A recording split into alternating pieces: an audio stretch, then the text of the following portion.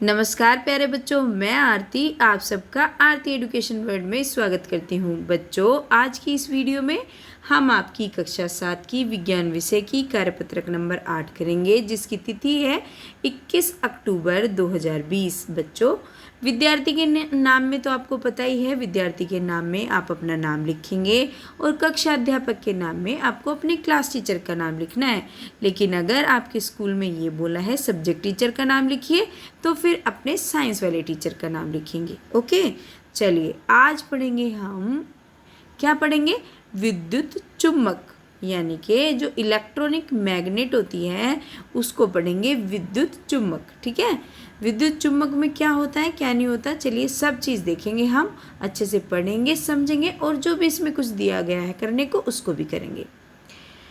मनीष ने एक निर्माण क्षेत्र पर एक क्रेन को देखा। एक कहीं पे काम चल रहा है, कुछ बन रहा है, तो वहाँ पे मनीष ने क्या देखा? देखिए, ये है मनीष इधर, और मनीष ये क्या देख रहा है? ये है क्रेन, क्रेन जो उठाती है सामानों को।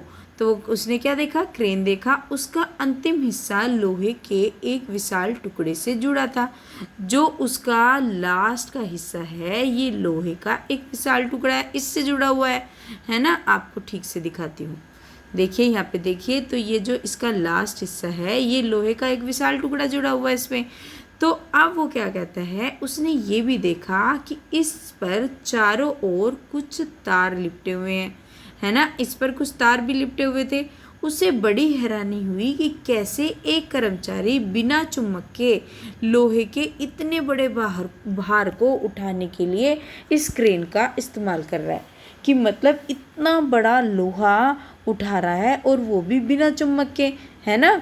तो वो कहता है वह अपने शिक्षक के पास गया। वो फिर गया अपने टीचर के पास, तो साइंस टीचर के पास ही गया होगा भाई, क्योंकि साइंस की बात है ये। तो उसने शिक्षक से बताया कि जब किसी तार को उसके शिक्षक ने बताया उसे, उसके टीचर ने बताया कि जब किसी तार से विद्युत धारा प्रभावित होती है तो वह चुम्बक की भांति व्यवहार करता है। समझ रहे हो? अगर किसी तार में हम लगा दें क्या? विद्युत धारा, यानी कि जो उसमें जो इलेक्ट्रॉनिक जो प्रवाह होता है, जो आपकी विद्युत होती है, जो बिजली होती है, अगर उसको लगा देते हैं विद्युत धारा को, तो क्या होता है? वो एक चुम्बक जैसे बिहेव करती है ना, चुम्बक में चीज़ें चिपक जाती हैं। तो किसी तार में विद्युत धारा को चलाने से भी वो भी चुम्बक की तरह ही काम करने लगता है। ठीक है, चलिए अब आगे देखते हैं।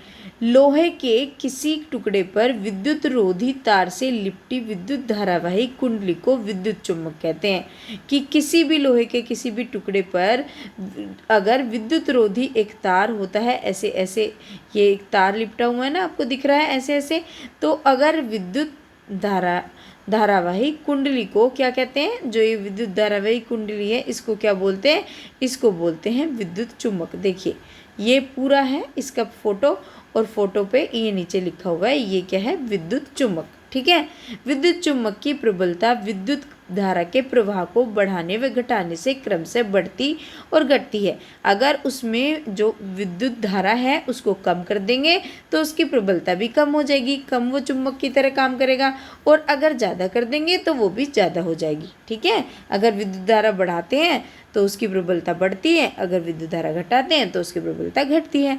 विद्युत चुम्बक के उपयोग क्या क्या होते हैं? सबसे पहले तो इसका उपयोग कबाड़ से चुम्बकीय पदार्थों को अलग करने के लिए किया जाता है। क्या करते हैं? जब कबाड़ में आपने देखा होगा, जब कबाड़ में हम क्या करते हैं, अगर आपने देखा होगा तो ठीक है, नहीं देखा होगा तो कोई बात नहीं। तो जब कबाड़ में अलग करते हैं ना, लोहे की चीज़ें होती हैं या ऐसी चीज़ें, तो उनको अलग करने के लिए इसका प्रयोग करते हैं। छोटे विद्युत चुम्बक का उपयोग डॉक्टर के द्वारा दुर्घटनावश आँख में गिरे चुंबकीय पदार्थ के छोटे टुकड़ों को बाहर निकालने में भी किया जाता है। अगर किसी की आँख में कोई दुर्घटना हो जाती है और कोई चुंबकीय पदार्थ से के छोटे टुकड़ों को बाहर निकालना हो, तो किस चीज़ का यूज़ करते हैं? चुंबकीय, ये जो छोटे विद्युत चुम्बक का यूज़ करते हैं।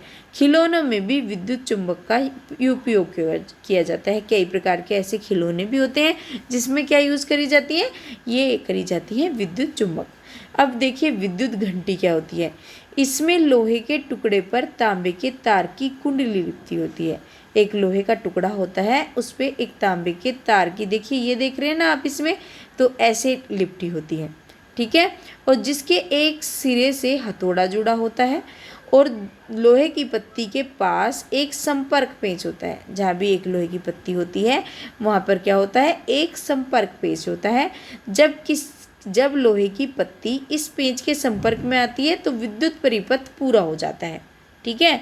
अगर ये इसके पास आती है तो क्या होता है, विद्युत परिपथ पूरा हो जाता है तथा कुंडली से विद्युत धारा प्रवाहित होती है, जिससे ये विद्युत चुम्बक बन जाती है। तो इस तरीके से बनती है ये चुम्बक। आप समझिए, जब किसी लोहे की चीज़ में अगर हम उसमें क्या चला देंगे, एक कोई विद्युत धारा उसमें प्रभावित कर देंगे, एक बिजली चल आ जाएगी उसमें, तो आप ये समझिए क्या होगा, उसके अंदर वो एक चुम्बक की तरह काम करने लग जाएगी, ठीक है।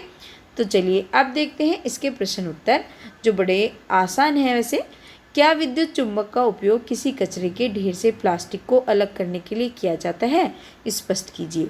तो बच्चों इसका आंसर आप इस तरीके से देंगे, नहीं, विद्युत चुम्बक का कचरे के ढेर से सुई या फिर लोहे के सामान को अलग करने के लिए किया जाता है, ना कि कचरे के ढेर से प्लास्टिक को अलग करने के लिए। प्लास्टिक को अलग करने के लिए नहीं करा जाता, किस चीज़ के लिए, लोहे या सुई वगैरह होती है उनको, ठीक है। ये आपके पहले प्रश्न का उत्तर हो गया। दूसरा प्रश्न पूछा है बच्चों, विद्युत धारा का प्रवाह बंद करने पर विद्युत चुम्बक पर क्या प्रभाव पड़ता है।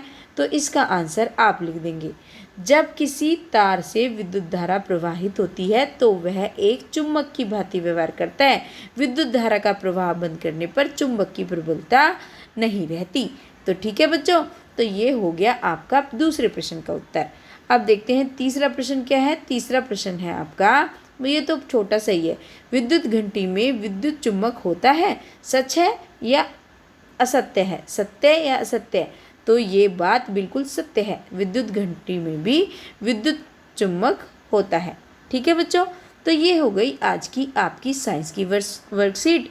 निश्चित रूप से आपको इस वीडियो से हेल्प मिली होगी बच्चों। अगर आपको वीडियो से हेल्प मिली है तो प्लीज़ वीडियो को लाइक करें, चैनल को सब्सक्राइब कर लें अगर चैनल पर नए आए हैं, और वीडियो को ज़्यादा से ज़्यादा शेयर करना अपने दोस्तों के साथ, और अपना एक प्यारा सा कमेंट छोड़ना तो बिल्कुल मत भूलना।